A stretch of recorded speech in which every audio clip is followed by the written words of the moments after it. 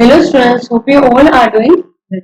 See, previously આપણે તમારો financial management નો unit 1 introduction to financial management એમાં આપણે ડિસ્કસ કરતા હતા about the nature of financial management. એમાં તમને ઘણી બધી અલગ અલગ ઇન્ફોર્મેશન જે છે એ આપેલી બરાબર, જેમ કે કેવી રીતે ફાઇનાન્શિયલ મેનેજમેન્ટ એકચ્યુઅલી વર્ક કરે છે અને એની સાથે સાથે તમને એ વસ્તુ બી કીધેલી હતી કે કઈ કઈ જગ્યાએ તમારે કેવી રીતે જે છે એ ફાઇનાન્શિયલ મેનેજમેન્ટ એ ઓપ્ટિમલી જે છે એ તમારા કંપની જે છે એની અંદર મૂકવું. રાઈટ, જોઈએ હવે તમને ફંક્શન્સ અથવા તો સ્કોપ આપેલો છે.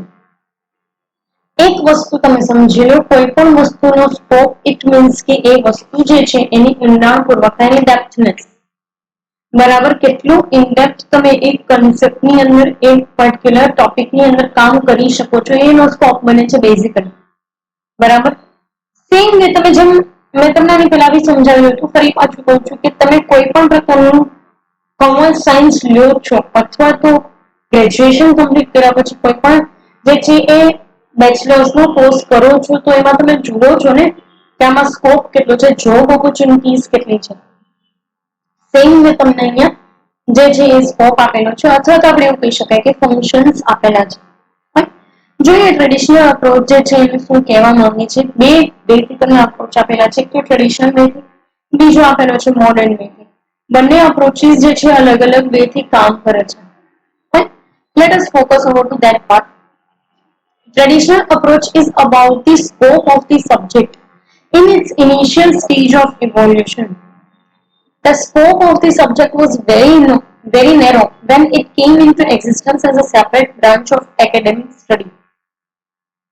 બરાબર, કહેવાનો મતલબ એવો છે કે કોઈ પણ વસ્તુ જે ઇન્ટ્રોડક્ટરી ફેઝ ઉપર હોય ને કે માર્કેટમાં પહેલી જ વખત આવે ત્યારે એનો સ્કોપ બહુ નેરો. ઇટ મીન્સ કે એક પોઈન્ટ ઉપર તમને એવું લાગે કે આ વસ્તુની અંદર આના કરતા વધારે એફર્ટ્સ નહીં થઈ શકે, ઓર એલ્સ કે તમને એવું લાગે કે આ પોઈન્ટ જે છે એના કરતા વધારે જે છે તમે નહીં જઈ શકો.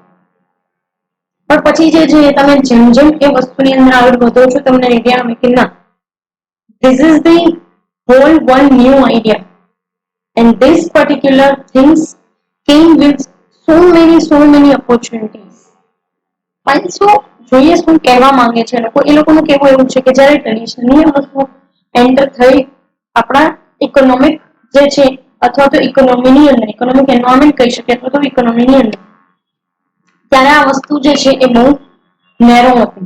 આગળ જતા એની અંદર જે છે એ રસ્તા ખોલતા ગયા કે ભાઈ આને આવી રીતે મેનેજ કરી શકાય, આને જે છે આવી રીતે જોઈ શકાય, આ પ્રકારના સોફ્ટવેર થ્રુ તમે જઈ શકો કે આ પ્રકારના રિસોર્સિસ થ્રુ પણ તમે મેનેજ કરી શકો તમારા બિઝનેસને. પાંચસો જોઈએ શું કે છે. The name given to this field of study in academic world was corporate finance. જ્યારે આ વસ્તુ ઇન્ટ્રોડક્શનમાં આવી માર્કેટમાં ત્યારે એને લોકો કોર્પોરેટ ફાઇનાન્સ તરીકે ઓળખતા.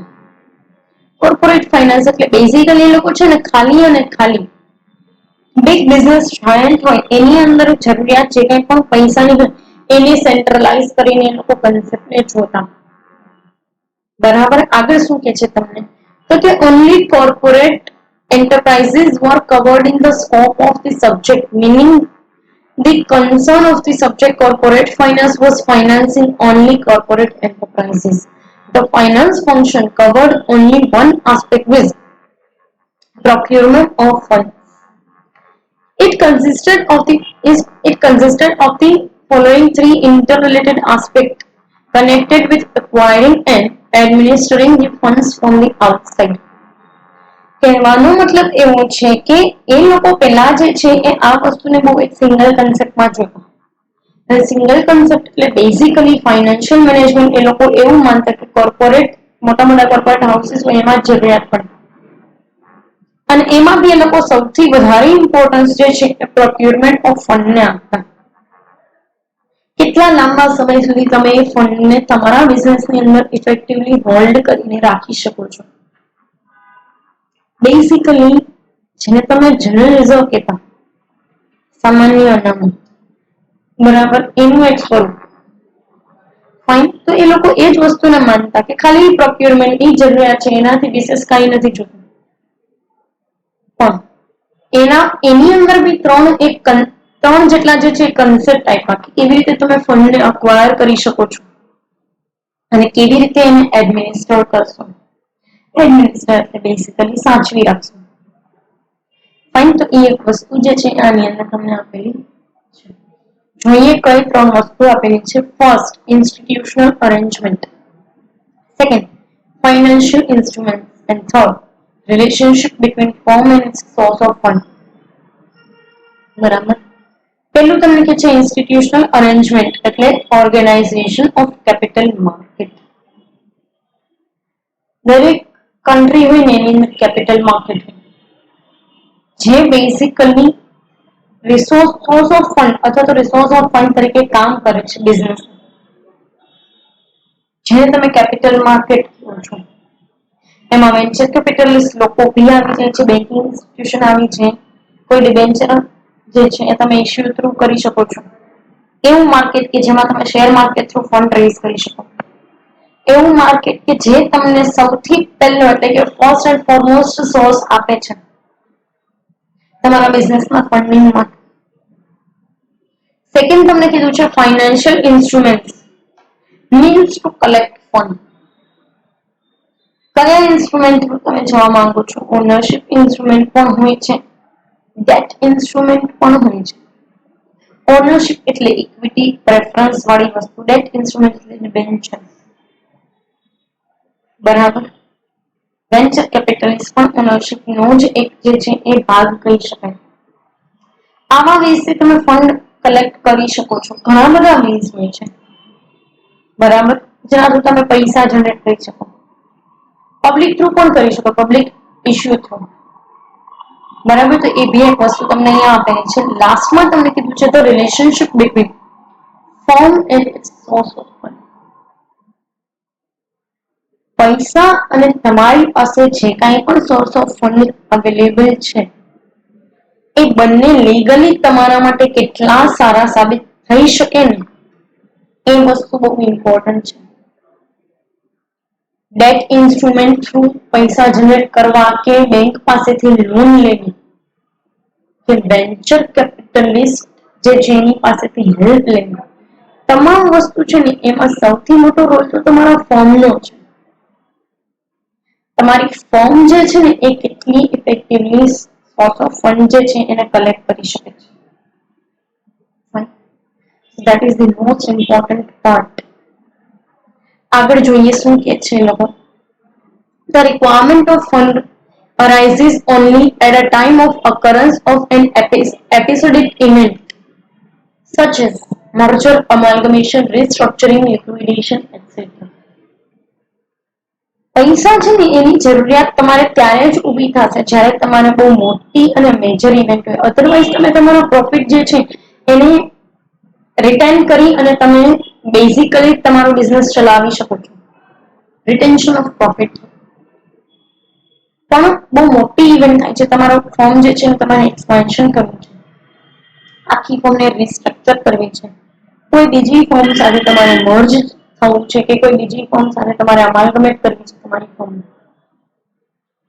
અથવા તો તમારે તમારી ફોર્મના બિઝનેસ જે છે એને વાઇન્ડ અપ કરી લેવા છે, લિક્વિડેટ કરી લેવા છે, ત્યારે આ વસ્તુ કામ લાગે.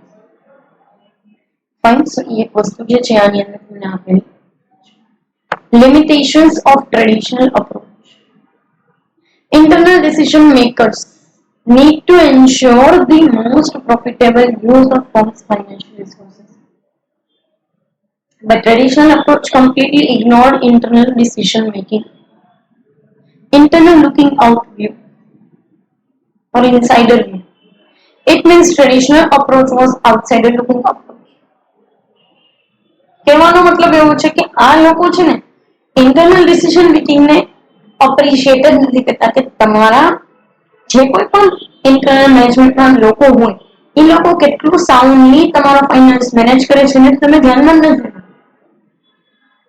તમે તો ખાલી એટલું જ જોવો છો કે પૈસા ક્યાંથી આવે છે અને કેવી રીતે આવે છે. એનાથી એ વસ્તુ ઇમ્પોર્ટન્ટ નથી, પણ 50 કરોડને તમે કેમ ડિસિઝન મેકિંગ થ્રુ મેનેજ કરો છો ને ધેટ ઇઝ ઇમ્પોર્ટન્ટ. બરાબર. તો એ વસ્તુ જે છે એ તમને આની અંદર આપેલી છે. નેક્સ્ટ તમને કીધું છે કે the scope of the subject was limited to only one category of industrial enterprises, and that is corporate enterprises. This approach focused on the problems of corporate enterprise only, putting non-corporate enterprise outside. કહેવાનો મતલબ ખાલી એટલો જ છે કે જે કંઈ પણ આ ટ્રેડિશનલ અપ્રોચ હતો એ એવું જ માને છે કે મોટા મોટા કોર્પોરેટને પૈસાની જરૂર હોય અથવા તો એને જ ફાઇનાન્શિયલ મેનેજમેન્ટની જરૂર પડે, નાના કંપનીને કઈ જરૂરિયાત જ નથી. એવું થોડી હોય. નાનો બિઝનેસ જે છે એની બી જરૂરિયાત હોય છે અને એ બી પોતે ઇફેક્ટિવલી જે છે એ વર્કઆઉટ કરતા જ હોય છે. એને તો આ લોકો ધ્યાનમાં લેતા જ નથી. ફાઇન. સો એ એક વસ્તુ જે છે આમાં આપેલી છે. આગળ જોઈએ, traditional approach consider the requirement of funds only at the time of episodic events such as merger, acquisition, recognition or restructuring, etc. It maintained limited to issue related to managing fund only at the time of infrequent happenings. પણ આવું રહેતું નથી. ખરેખર બિઝનેસને ઘણી વખત short term લોનની પણ short term ફંડની પણ રિક્વાયરમેન્ટ હોય છે. બરાબર, ભલે આપણે લોંગ ટર્મ ને સાઈડ લાઈન કરી નાખીએ, કદાચ સાઈડમાં મૂકી દઈએ, પણ શોર્ટ ટર્મ ફંડની પણ રિક્વાયરમેન્ટ હોય જેને ટ્રેડિશનલ અપ્રોચ ધ્યાનમાં લેતું નથી. ટ્રેડિશનલ અપ્રોચ એવું જ માને છે કે કોઈ મોટી મેજર ઇવેન્ટ થાય ને તો જ બિઝનેસને જરૂરિયાત પડે પૈસા, નતર ન હોય. એવું કાંઈ હોતું નથી. બરાબર. નેક્સ્ટ તમને એવું કહે છે કે according to traditional approach managing fund means managing long-term financial requirements only, and managing short-term financial requirement of a firm carries equal amount of importance, but it was ignored. બરાબર. એટલે કે કંપની જે છે એને ખરેખર તો શોર્ટ ટર્મ ફંડની પણ requirement હોય છે.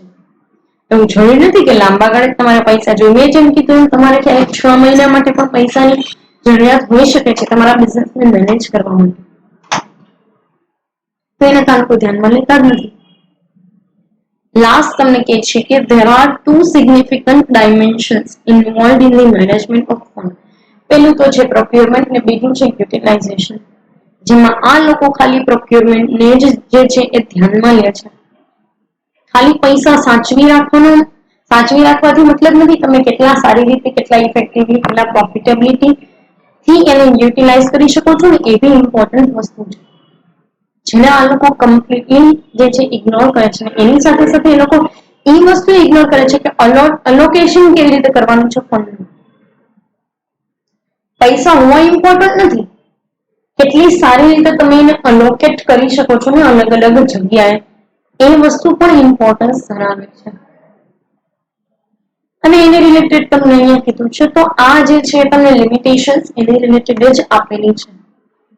ફાઇન. ટ્રેડિશનલ અપ્રોચને કમિંગ સેશનની અંદર આપણે મોડર્ન અપ્રોચ જે છે એને ડિસ્કસ કરશું. પર્ટિક્યુલર આ સેશન માટે અહીંયા સુધી રાખીએ. Thank you so much.